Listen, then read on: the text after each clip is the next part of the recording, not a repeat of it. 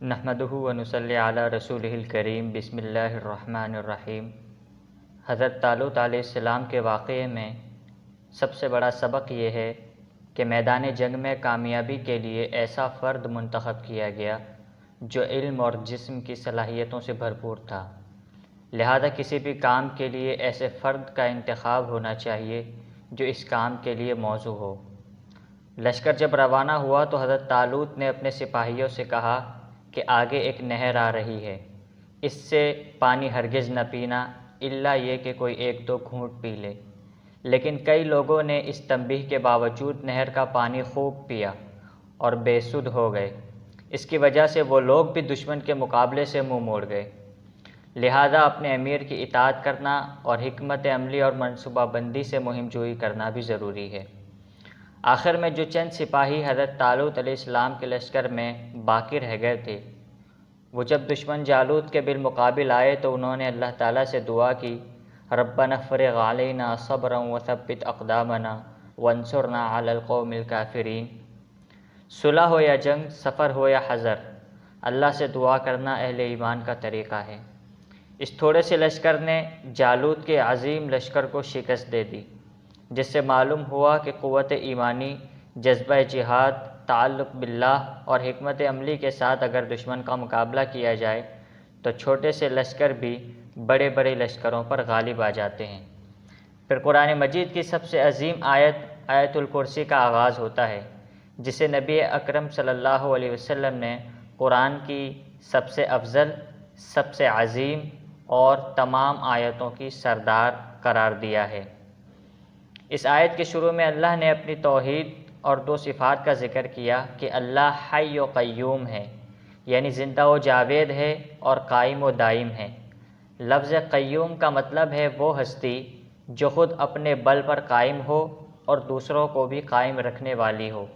اللہ ہمیشہ سے ہے اور ہمیشہ رہے گا، اس کی وجہ سے آسمان و زمین قائم ہیں، اور وہ اللہ زندہ و جاوید ہستی ہے، وہ حی ہے، کوئی بے جان پتھر ہرگز نہیں ہے، نہ اسے اونگ آتی ہے نہ نیند ہے۔ نیند اور اونگ غافل ہونے کی علامت ہے، اور اللہ اس سے پاک ہے کہ وہ غافل نہیں ہے۔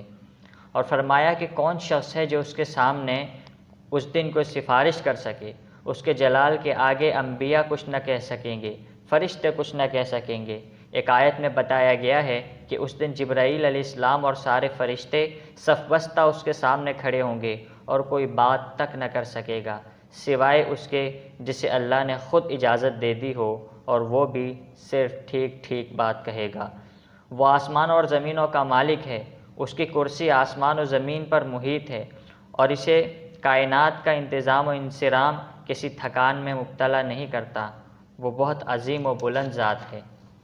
اپنی توحید و صفات کے بعد اللہ نے ٹو ٹوک انداز میں فرمایا کہ اس کے دین کو قبول کرنے میں کوئی زبردستی نہیں ہے۔ ہدایت اور گمراہی کے راستے، اچھائی اور برائی کے طریقے سب کے سامنے واضح ہیں۔ جو شخص طاغوت کا انکار کر کے اللہ پر ایمان رکھے گا تو وہ ایک ایسا مضبوط سہارا تھامنے والا ہو جائے گا جو ہرگز ٹوٹنے والا نہیں ہے۔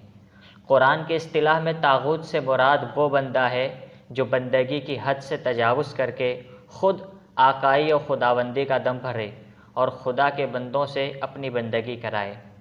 آیت نمبر 258 میں سیدنا ابراہیم علیہ السلام اور نمرود کا مکالمہ ذکر کیا گیا ہے۔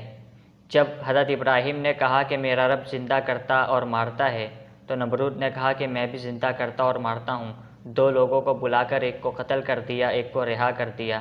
تو پھر حضرت ابراہیم نے کہا میرا رب وہ ہے جو سورج کو مشرق سے طلوع کرتا ہے، مغرب میں غروب کرتا ہے۔ تم اگر رب ہو تو اس کے برعکس کر کے دکھاؤ، اور وہ ہیبت زدہ ہو گیا۔ دوسرا واقعہ حضرت عزیز علیہ السلام کا بیان فرمایا کہ جن کو اللہ تعالیٰ نے 100 سال تک موت کی نیند سلا دیا اور پھر ان کو زندہ کر دیا۔ اور تیسرا واقعہ حضرت ابراہیم کا دوبارہ نقل کیا گیا جب انہوں نے اللہ تعالیٰ سے سوال کیا کہ اللہ تو قیامت کے دن مردوں کو کس طرح زندہ کرے گا، اور پھر انہیں اللہ نے اپنی اس صفت کا اظہار فرمایا کہ میں مردوں کو دوبارہ زندہ کر سکتا ہوں۔ اس کے بعد اللہ کی راہ میں خرچ کرنے کی ایک زبردست مثال بیان کی گئی کہ جو لوگ اللہ کی راہ میں خرچ کرتے ہیں ان کے خرچ کی مثال ایسی ہے جیسے ایک دانہ زمین میں بویا جائے، اس کی 7 بالیاں نکلیں اور ہر بالی میں 100 دانے ہوں، یعنی 700 گنا بڑھا چڑھا کر اس کا اجر دیا جاتا ہے۔ لیکن یہ اجر ان لوگوں کے لیے بیان کیا گیا جو خرچ کرنے کے بعد نہ احسان جتلاتے ہیں نہ اذیت پہنچاتے ہیں۔ اللہ تعالیٰ نے یہ بھی فرمایا کہ اچھی بات کرنا یہ اس صدقے سے بہتر ہے جس کے بعد اذیت پہنچائی جائے، لہذا اپنے صدقات کو ایذا پہنچا کر یا احسان جتلا کر باطل اور ضائع نہ کیا جائے۔ اللہ تعالیٰ ہمیں ان آیات پر عمل کی توفیق عطا فرمائے۔